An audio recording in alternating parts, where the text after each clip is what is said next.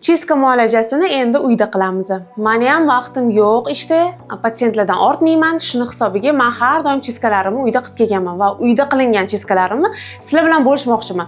Hozirgi vaqtda juda ham ko'p qizlarimizning qora tochkalari qayta, ya'ni chiska muolajasidan keyin 3-4 kunda tez to'lib qoladi.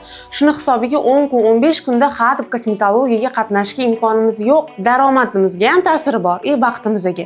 Shuni hisobiga uyda men sizlarga chiskani o'rgatishga qaror qildim. Patilaga, ya'ni porali yuz, quruq yuz, yuzni holatiga qarab turib umumvalka ham tanlashingiz shart bo'ladi. Ko'p narsa kerak bo'lmaydi qizlar. Bizga umumvalka, toner обязательно kerak bo'ladi va aptechniy sterilniy bint kerak bo'ladi. Buni bintni olasizlar va kesib olasiz. Sterilniy bintni shunaqa qilib kesib olasiz.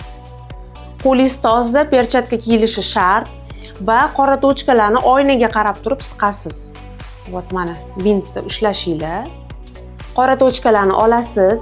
Siqqaningizdan keyingina ko'p o'zi qora tochkalar burun atrofida va dahanda ko'p bo'ladi. Agar yog'li yuz bo'lsa, ko'zni tegi, nosogubka taraf, burunlar, peshona hamma joydan topsangiz bo'ladi qora tochkani. Siqib erinmay tozalanglar. Menda endi kamroq qora tochka. Menga 5 minut vaqt ketadi. Sizga 10 minut, 15 minut vaqt ketishi ham mumkin. Bu norma. Tozalab bo'lganingizdan so'ng yuzingizni yaxshilab yuvib tashlaysiz. 3% periksda обработка qilasiz. Mana vatniy disk bilan birga обработка qilganingizdan keyin yana bitta chayasiz. Periks bizani terimizni oqartirishga, infeksiyalarni o'ldirishga ishlab beradi. Va undan keyin hammada bor bu menimcha uyda enzimniy pudra. Toner bilan birgalikda ko'pirtiramiz. Hozirlarga ko'pirtirishni o'rgataman. Shotkalar hamma narsa yangi bo'lishi kerak. O'zingizdan pul ayamanglar.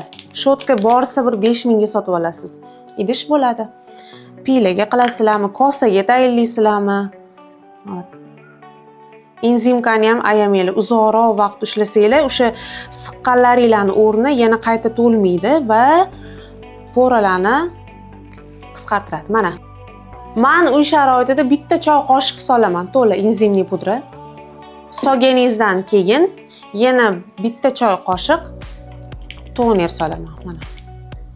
Solgandan keyin buni shotka yordamida yaxshilab ko'pirtirasiz.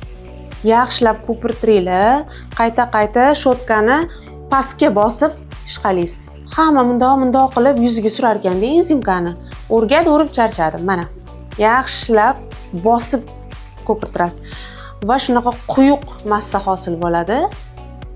Bu quyuq massani o'sha tozalagan poralaringizga shunaqa qalinlikda surib qo'yasiz. Yupqa bo'lmaydi mana shunaqa qalinlikda surganingizdan keyin 10 minut tursin. Bu piling vazifasini ham bajaradi.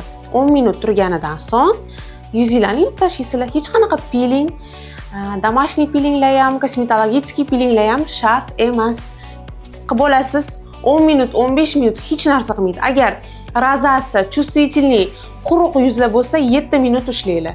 Agar o'ta yog'li, poralari haqiqatda to'la, har hafta qora tochkalardan qiynaladigan qizlarimizni 15 minut ushlanglar. Hech narsa qilmaydi.